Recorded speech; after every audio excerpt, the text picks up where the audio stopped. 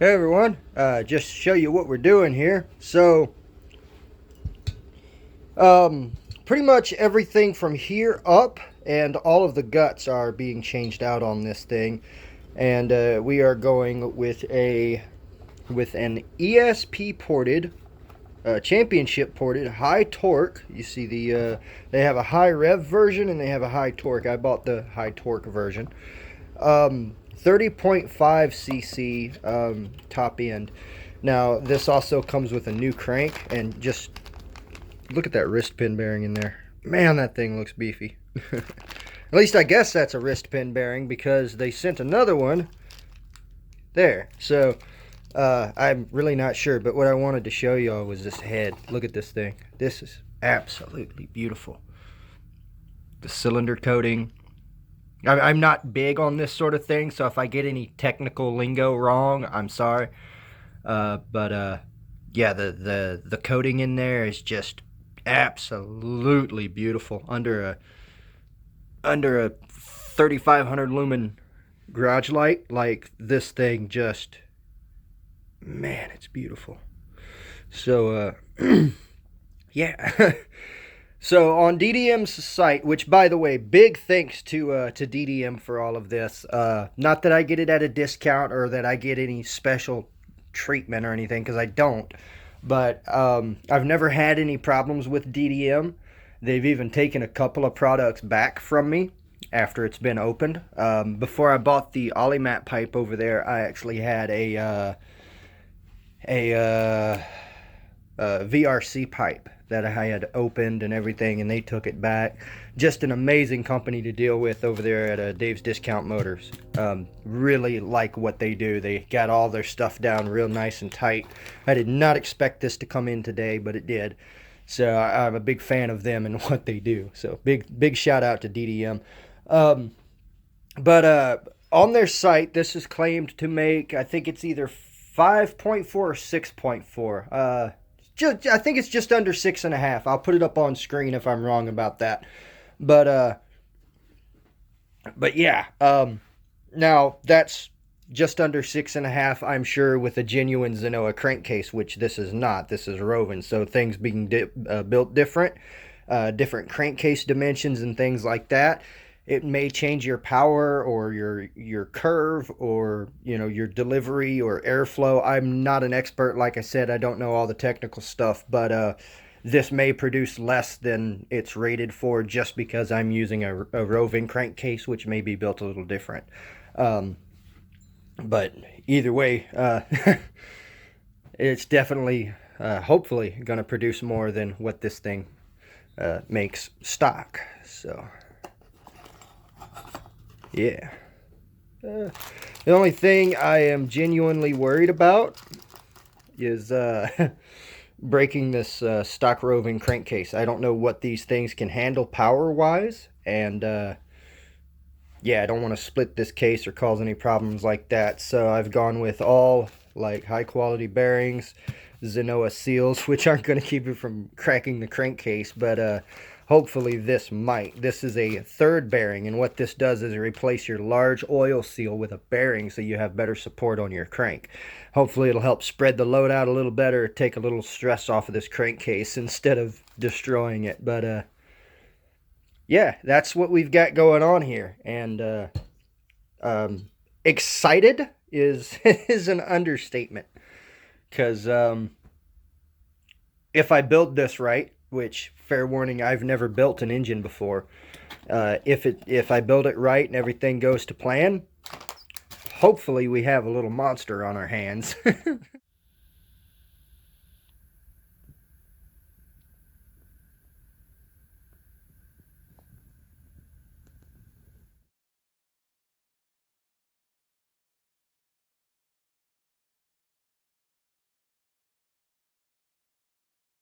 Well, I tell you what, that never stops being scary.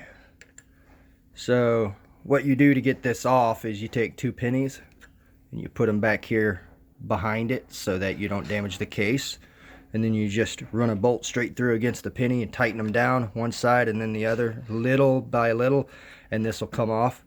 But it never stops being scary, because when it does come off, it snaps, pops real loud, a real loud pow. And the does the same thing on the flywheel side, and that's the second time now I've done that, and it still scared me when it popped. So that never stops being scary. So got the old head off. It looks weird in there because that is toilet paper that has been crushed into the top of the cylinder because of me using it as a piston stop. So yeah, that's out now. So there's the old cylinder. See, there's a little bit of wear in there. A bit of wear there too. Is that wear, or oh, it's just a bit of grit? Yeah, there's a little bit of wear. But this is what I really wanted to show you. Check this out. Check out this. I'm not sure what this is called, but it's slowly peeling off. And I'm not an expert, but I'm pretty sure you don't want that, you know, getting jammed there in between your piston and cylinder walls. So probably a good thing I bought a new crank too, because that's just no good in my opinion. I'm not an expert, but in my opinion, I don't like that. Certainly not when you compare it to the new crank. So, yeah. Okay. How's the piston here and everything look? Take it, clean it up a little bit, get some of the grease and oil off of it. Nice and clean. Dominator oil from Amsoil doing its work, I guess.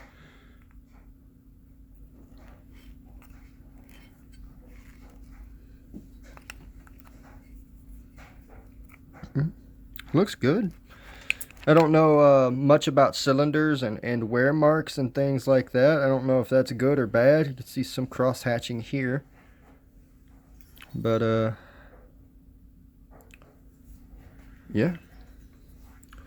So I'm going to take this wrist pin and everything off, and we're just going to take the new head and set it on top of this case just to make sure it fits, because that is the biggest thing I'm worried about, because I could not find any info on anybody doing this with a Rovan. So I want to make sure that head fits before I put it all back together, before I tear it down any further, before I do any of that stuff. So let's make sure the head physically fits here.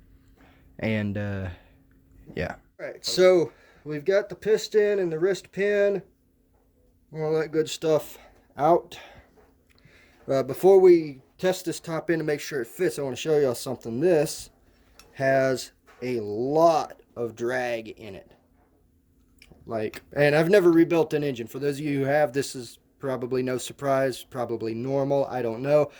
But I can feel how much drag there is. And my guess, it's the rubber seals bearing on the shaft, creating friction, which would be totally normal because they have to in order to keep your crankcase sealed. But it's amazing to me how much, like, there's probably not a ton, but there's got to be some parasitic loss there in terms of power, just because of how much there is, how much friction there is there. All right, let's test this top end kit, make sure it works. Let's bring this to bottom dead center so this connecting rod here is not touching the cylinder walls. And let's make sure everything clears. I'm fairly sure it will, but we're just gonna make sure.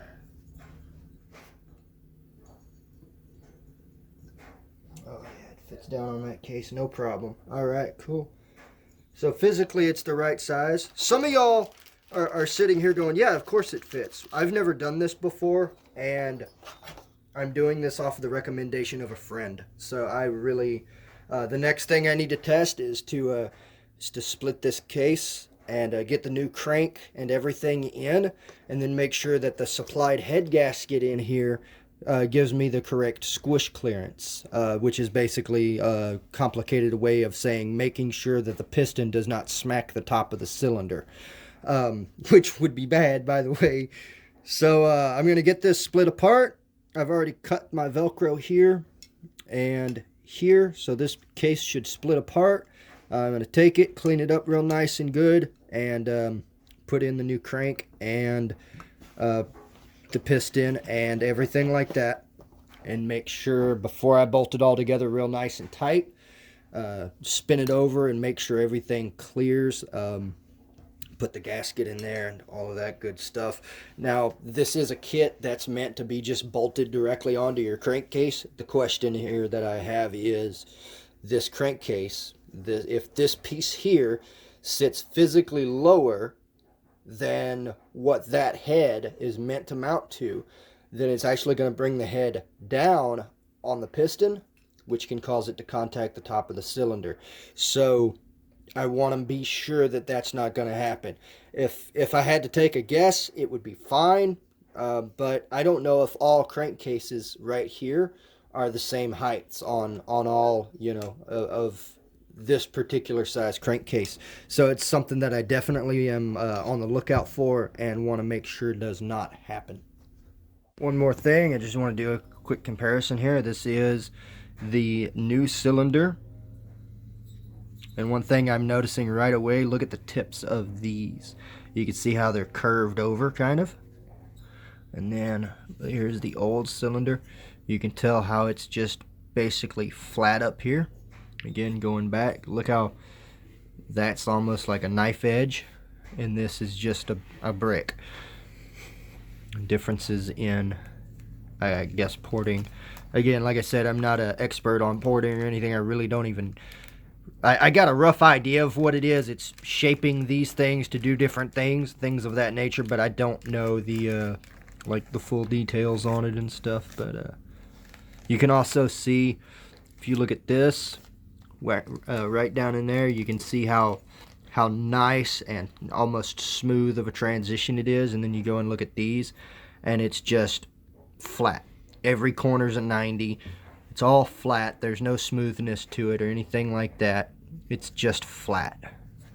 And again, you look at this and you can really start to tell a difference. So this is going to be much better for airflow, or I guess it would really be air and fuel mix flow, flowing through and around and things like that. I don't know how it all works, but this is definitely going to be a better head than this. Even with my limited knowledge, knowing literally almost nothing at all, I can tell that physics wise and the way air and fluid and things travel, this is going to be a lot more friendly to that than, you know, straight 90s like this would be. So really cool there.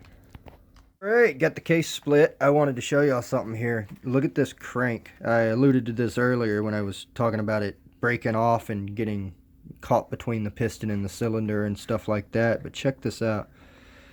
So I don't know how they do this. My guess is it's poured in molten and then dries, but it's some type of, I don't even know, like a hard plastic, like a rubber or something. I don't know what it's made out of, but you can tell they did absolutely nothing to make sure it didn't, you know, come out of its area it was supposed to be. And then you look at the Zenoa crank and look at the difference in it. No over spillage, no nothing. Just solid work. And then this here just left to flake off and get caught between your ring and cylinder wall and just destroy your engine. So yeah, I don't think you could, oh well, let's face it, you could, but just a phrase I like to use, I don't think you could pay me to put that crank back in that engine. I do not like that. This just looks 10 times better. Alright, got the new bearings in. Had to bake the cases at 250 to avoid slamming them with a hammer and socket too much. But I wanted to show y'all was this here. So this is the old piston out of the Rovan 30.5. Just take it all in. And this is the new piston from the Zenoa kit.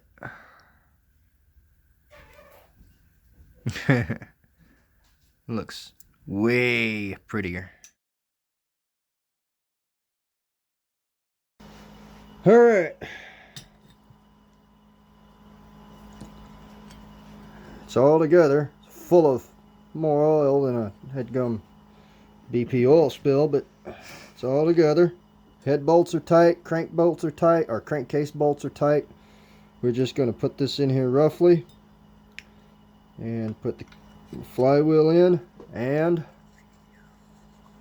make sure we do a full rotation. So magnets, that's 180. There's 360. So we're good. We're clearing the head. Whoa.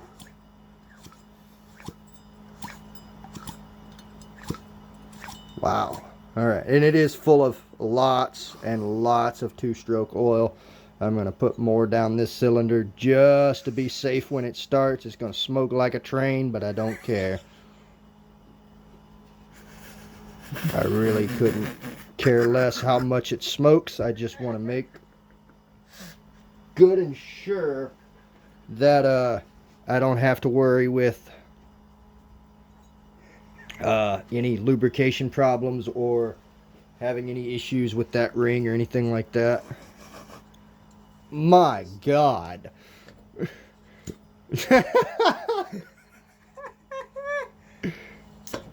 Dude, that thing produces so much compression, and like, yes, it's got lots of two-stroke oil in the top end right now and around the rings, but my God.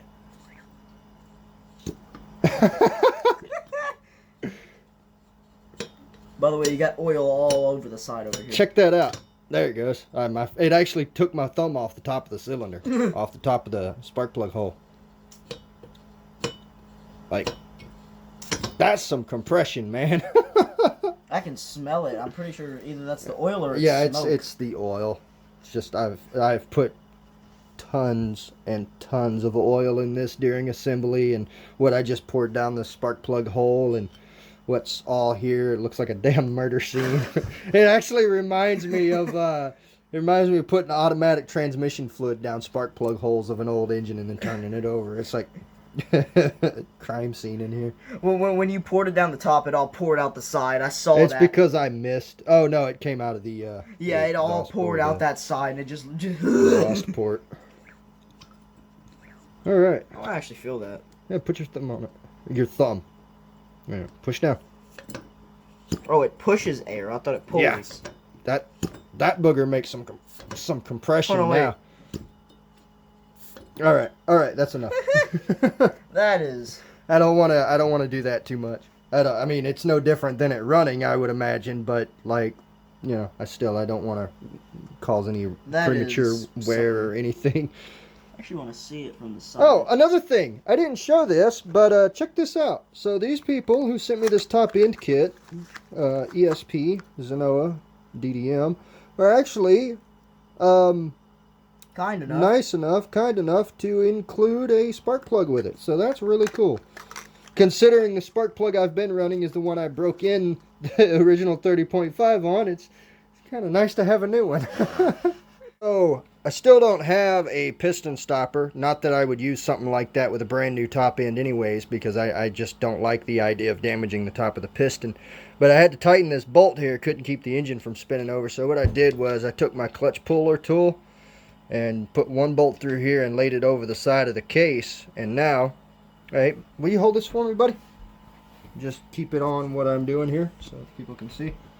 So now, when you're tightening this down, instead of this, when this tries to turn, it pulls it against the side of the case there, and it locks the engine. So, again, making do with what I got, because I forgot to buy a piston stop, which, again, I don't like those anyways. So, I took the little ESP card that came with it, which is really cool. I love the way it looks. I probably stapled that to a wall, and used it to, if I can get out of y'all's light here, to gap the coil and flywheel.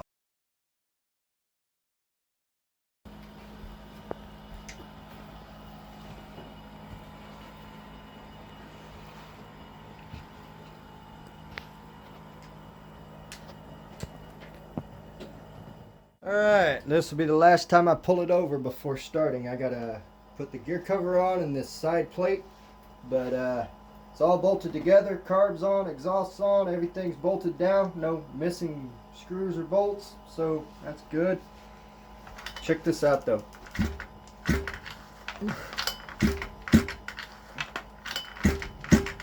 God. I can hear that. Takes everything I have to pull it over, at least at this height. I can hear that. Let's see something real quick. Start the thing. No, I don't even have the truck on it. Wouldn't start even if I wanted it to. Oh. All right, let's see if it'll pull that back end up. God Almighty!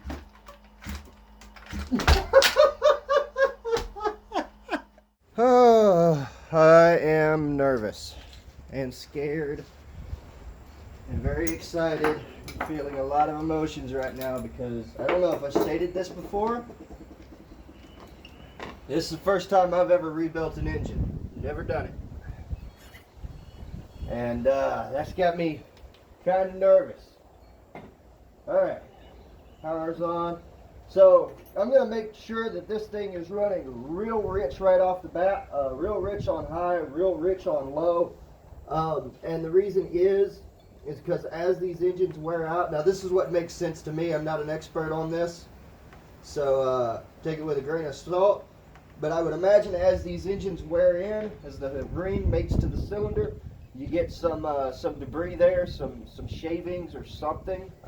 That's just what makes sense to me. I don't know if that's like the truth or not, but basically I want to make sure that this engine flushes itself out of anything that may have deposits from things wearing in and stuff like that. I want to make sure that this thing is just running just stupid rich as I can possibly get it. So, all right, we're gonna prime it. How much fuel do I got? I got a little over half a tank. All right. So no driving it around until I make sure that it's full. Oh, buddy, here we go. All right, choke is on.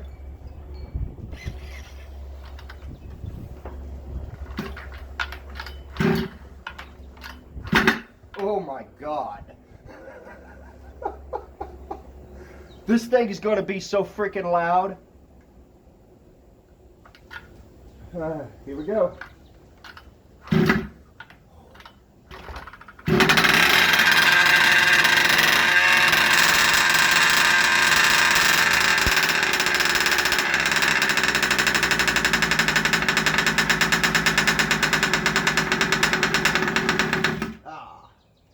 A little too rich.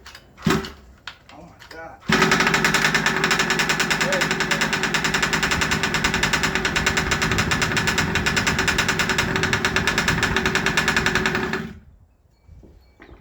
Come on.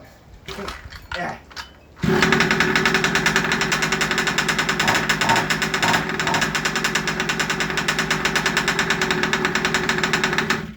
All right, I don't like that.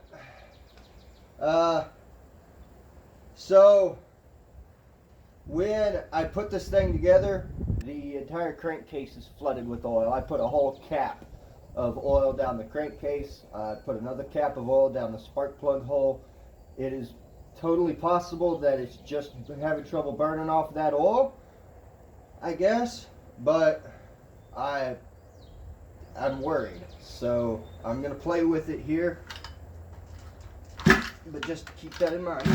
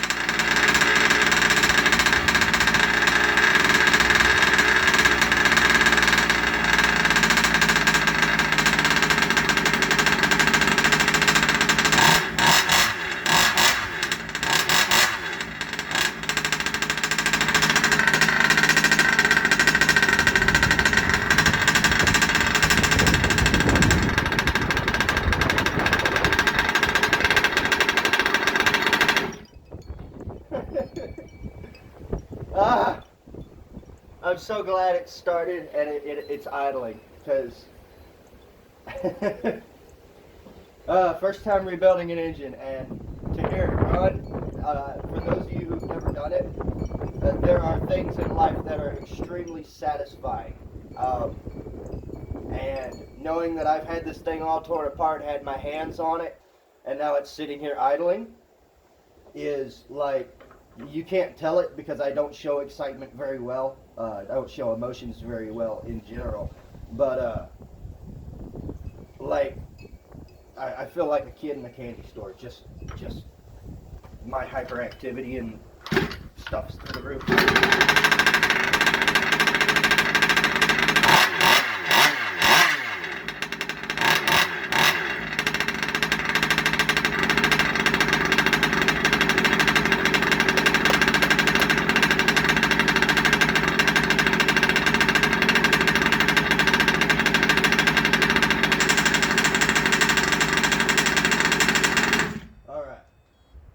That's all I'm going to do for now, and here's why. Not to do anything with break-in. Even in the instruction manuals that came with this, it says break-in is a myth. After 2 tanks of fuel, your ring will wear to the cylinder and it'll be fine. They don't even recommend a break-in process. He actually says in the instruction manuals, if you read them, that it takes 2 tanks for it to break in. But once you have it jetted right, it's ready to race. Like, that's exactly what it says in the manual. Break-in is a myth.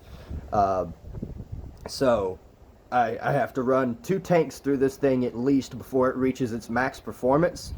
So I want to do that before I show you what it's capable of, just so that I show you what this top end kit and everything actually does, right? I don't want to give this a bad name running it out here, because for one, it's not broken in, right?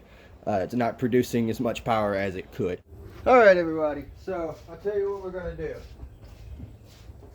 I know I said I was gonna take a video of it running on this one, but I'm gonna take it out here, and I'm not gonna get super hard on it. Everybody tells me break-in is a myth and this and that, and beat it to seat it and everything else, but it's a freshly built engine, and it just does not feel right to do that sort of thing to a brand new engine. But we're gonna take it and take it for a quick little run here.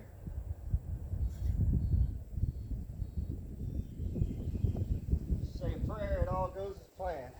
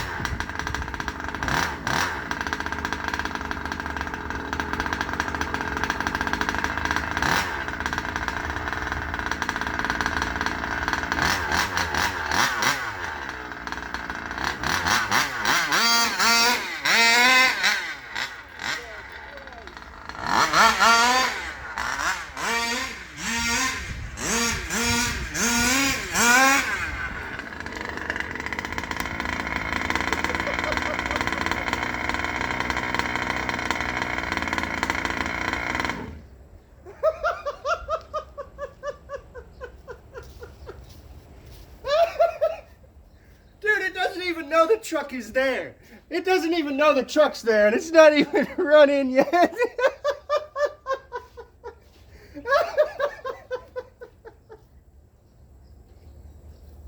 Oh my God.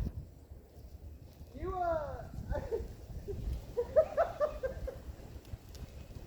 I don't think you can drive this one gently. There's no, it's a light switch. The 10,000 RPM clutch plus that top end and the way the power is delivered, that's like half throttle.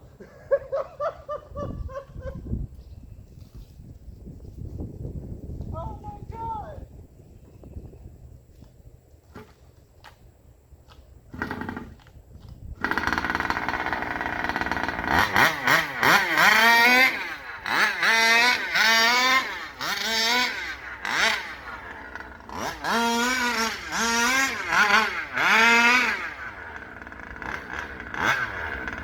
I just want to show y'all that that is indeed half throttle.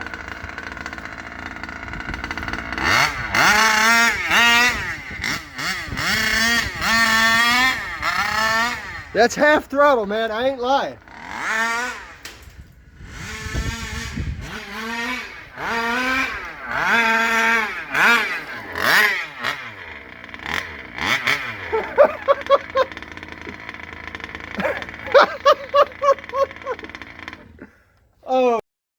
Oh, thank y'all for watching. I'll see y'all next time. Dude, what did you send me a link to? What the hell have I done to this thing? I can't get it above half throttle, dude. Half throttle on this thing is easily twice the power that the Rovan was at full throttle. Like, you... What the hell did you make me do? I told you that was a good top end.